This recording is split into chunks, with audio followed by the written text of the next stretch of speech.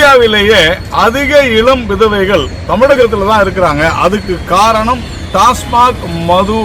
அந்த மது அருந்துவதால் தான் அதிக இளம் விதவைகள் உருவாகின்றன. அதான் நிறைய பேர் இறந்து போறாங்கன்னு நம்முடைய திமுக எதிர்கட்சியா இருக்கும் போது இன்றைய தமிழக முதல்வருடைய அருமை தங்கை திருமதி கனிமொழி அவர்கள் சொன்னார்கள்.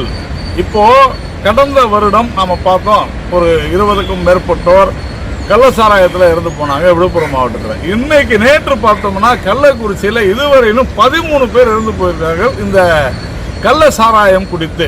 இதுல அரசு நிர்வாகம் படுதோல்வி அடைந்திருக்கிறது என்பதை தான் நாம் இங்கே சுட்டிக்காட்ட விரும்புகிறோம். கல்வராயன் மலையிலிருந்து தொடர்ந்து இந்த கள்ள சாராயம் காய்ச்சி இங்கே எடுத்து வந்து கள்ளக்குறிச்சியில் விற்கிறாங்கன்னு பல முறை பல பத்திரிகைகள் சொல்லியும் கூட தமிழக அரசு இது குறித்து எந்த நடவடிக்கையும் எடுக்காது இருந்தது என்பது உண்மையிலேயே வருந்தத்தக்க ஒரு விஷயம். பல உயிர்கள் பலியாகி இருக்கின்றன.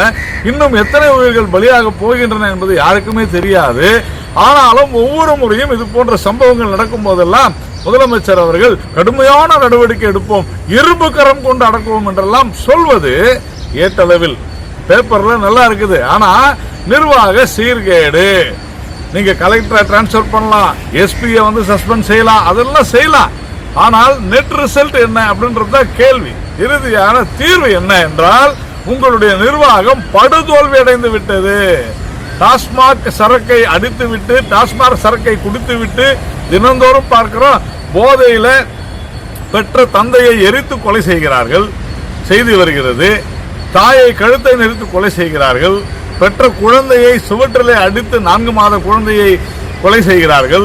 மனைவியை கழுத்தை நெரித்து கொலை செய்கிறார்கள். நண்பர்களிடையே சண்டை என்று தொடர்ந்து டாஸ்மாக் மது அறிந்துவிட்டு அதனால் ஏற்படும் போதையில கொலைகள் நடைபெற்றுக் கொண்டிருக்கிற இந்த வேதத்தில் இப்படி இந்த கள்ளச்சாராய கொலைகள், தமிழக அரசினுடைய நிர்வாகம் படுதோல்வி என்பது உறுதியாக நாம் ஏற்றுக்கொள்ள வேண்டும். எங்க தயார் செய்யற உற்பத்தி செய்யறாங்கன்னு தெரியும்.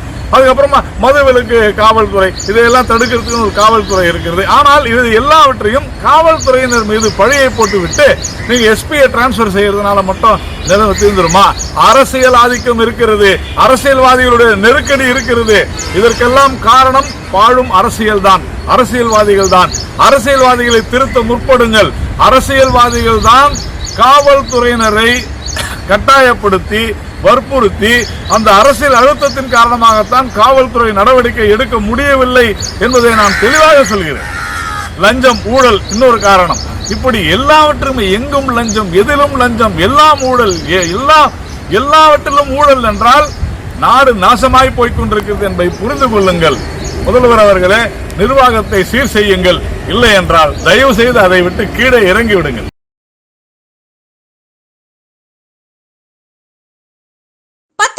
படித்தவரா நீங்களும் மத்திய அரசு பணியில் சேரலாம். எஸ்எஸ்சி நடத்தும் எம்டிஎஸ் தேர்வில் பங்கேற்று வெற்றி வாகை சூடுங்கள். சன் IAS அகாடமி நடத்தும் எஸ்எஸ்சி எம்டிஎஸ் தேர்வுக்கான பயிற்சியில் இன்றைய இணைந்து பயிற்சி பெறுவீர், வெற்றி பெறுவீர். தொடர்புக்கு 9952920001 7397355517.